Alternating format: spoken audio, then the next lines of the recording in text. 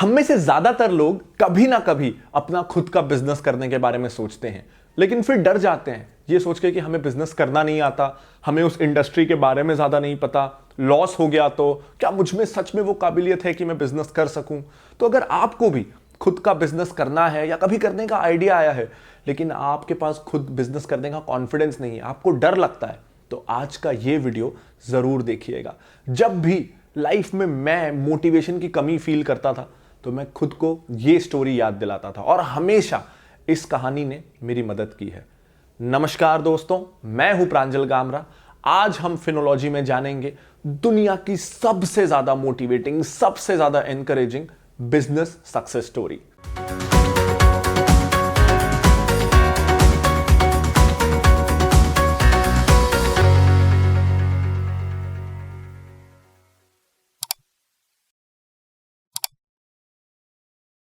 In fact ये एक ऐसा वीडियो है जो जब मेरा चैनल में शुरू ही कर रहा था तो इस पे मैं एक वीडियो बना चुका हूं। अनफॉर्चुनेटली तब ज्यादा लोगों ने इसे देखा नहीं था और ये एक ऐसी कहानी है जो मैं चाहता हूं कि ज्यादा से ज्यादा लोग जाने, ज्यादा से ज्यादा लोग इससे मोटिवेट हो, क्योंकि मैं बहुत मोटिवेट हुआ और इसीलिए हो सकता है आप में से कुछ लोगों ने इस कहानी को पहले भी सुना होगा, लेकिन फिर भी ये पूरी वर्थ इट है कि आप इसे दोबारा भी सुन लें।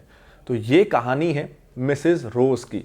जब वो 13 साल की थी, वैसे वो रशियन ओरिजिन की थी, जब वो 13 साल की थी तो सोवियत यूनियन में जो उथल पुथल चल रही थी उसके कारण उन्हें 13 साल की उम्र में अमेरिका रेफ्यूजी बन के आना पड़ा। उन्हें इंग्लिश नहीं आती थी, अमेरिका की भाषा नहीं आती थी, तो उनको कम्युनिकेट करना वहां बहुत मुश्किल होता था। 13 साल की उम्र में 25 साल उन्होंने मेहनत करके किराना दुकान में काम किया।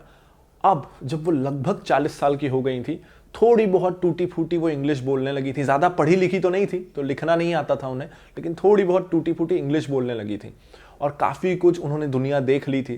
तो 40 की उम्र के आसपास उन्होंने सोचा कि अब खुद का कुछ बिजनेस करना है और उन्होंने डिसाइड किया कि वो एक फर्नीचर स्टोर खोलेंगी। तो अपने 25-27 सालों की जो भी जमा पूंजी उनके पास थी वो सब कुछ उन्होंने लगा दिया एक फर्नीचर स्टोर खोलने में। और उनका केवल एक लक्ष्य था अपने बिजनेस में कि सस्ता फर्नीचर और अच्छा फर्नीचर देना है, सस्ते से सस्ते में बेस्ट क्वालिटी का फर्नीचर देना है। तो जब उन्होंने अपना पहला फर्नीचर स्टोर खोला और लोगों ने देखा कि बाकी दुकानों के मुकाबले यहाँ सस्ता फर्नीचर मिलता है और अच्छा फर्नीचर मिलता है, तो उनकी दुकानों में खूब भीड़ लग गई। बहुत तेजी से उनका बिजनेस पॉपुलर होने लगा।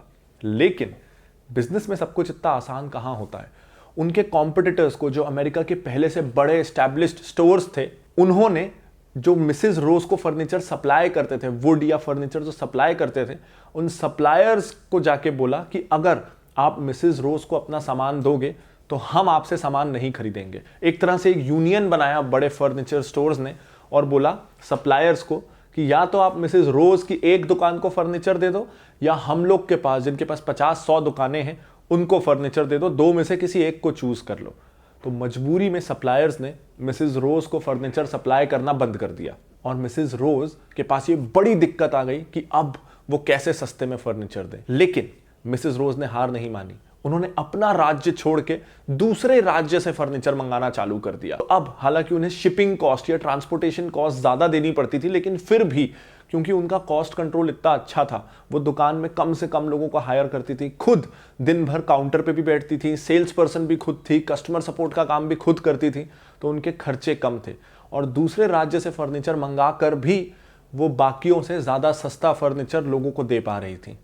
तो अब ऐसे में बाकी फर्नीचर मार्ट भी क्या करते। धीरे धीरे मिसेस रोज का फर्नीचर मार्ट बढ़ता चला गया और अगले 20-30 सालों में वो बन गया अमेरिका का सबसे बड़ा फर्नीचर स्टोर। अमेरिका के हर बड़ी सिटी में उनके स्टोर्स होने लगे और वो एक मल्टी मिलियनेयर बिजनेस वुमेन बन गई। तो 40 साल की उम्र में उन्होंने ये स्टोर शुरू किया और जब वो 90 साल की हो गई तब तक उन्होंने उस स्टोर को मैनेज किया। बहुत सारा अब ये चेन ऑफ स्टोर्स था, तो उन्होंने नेब्रास्का फर्नीचर स्टोर, जो उनके ब्रांड का नाम था, उसके कई स्टोर्स वो 90 साल की उम्र तक मैनेज करती रही। 90 की उम्र में, उम्र के कारण, उन्होंने अपने पोतों को वो बिजनेस हैंडओवर कर दिया कि अब रोजमर्रा के कामकाज तुम देखो, मैं बस कभी कभी आके विजिट कर लिया करूंगी।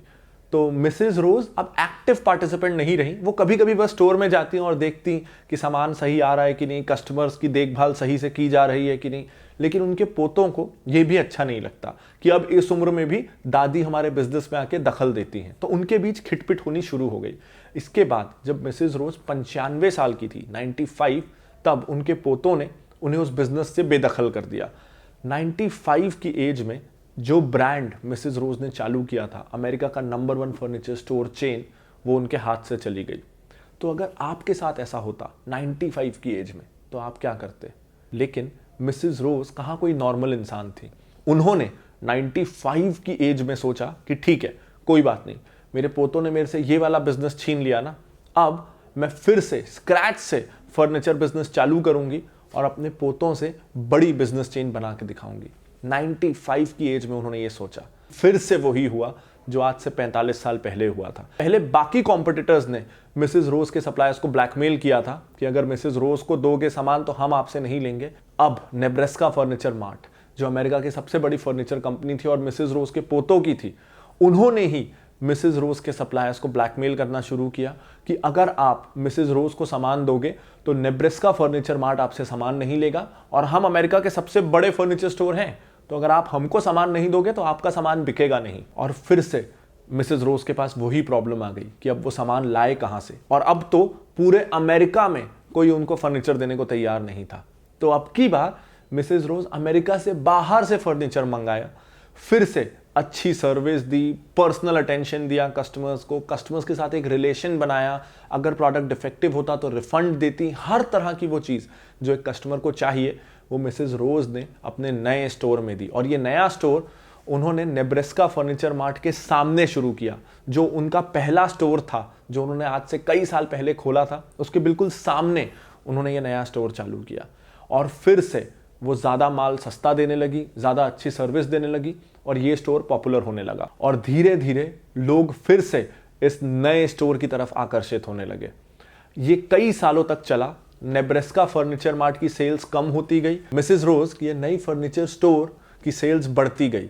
कुछ सालों तक ये लगातार होता रहा। उनके पोतों ने क्या कोशिशें नहीं की, लेकिन मिसेज रोज के पास जो इतने सालों का बिजनेस का अनुभव था, उसका कोई तोड़ नहीं था। अल्टीमेटली जब वो 100 साल की थी, उसके आसपास उनके पोतों को उनकी गलती का एहसास हुआ।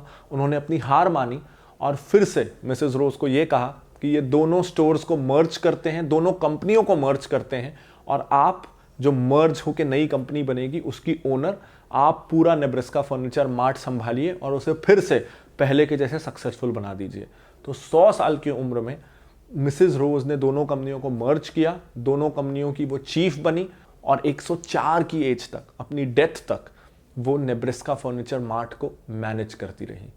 सोचिए ज़रा, हम लोग कई बार 40 साल की उम्र में सोचते हैं कि अब तो उम्र गुजर गई, 50 की उम्र में सोचते हैं, 60 में तो सब सोच ही लेते हैं, लेकिन 60 नहीं, 70 नहीं, 80 नहीं, 95 साल की उम्र में भी एक महिला के पास हिम्मत थी कि वो स्क्रैच से एक नया बिजनेस चालू करे और अपने ही पोतों से लड़ें। कितना इमोशनल अटैचमेंट भी होता है कि मेरा ब्रांड मेरे ही पोतों ने हथिया लिया, अब मुझे उसके खिलाफ ही इस उम्र में जंग लड़नी है।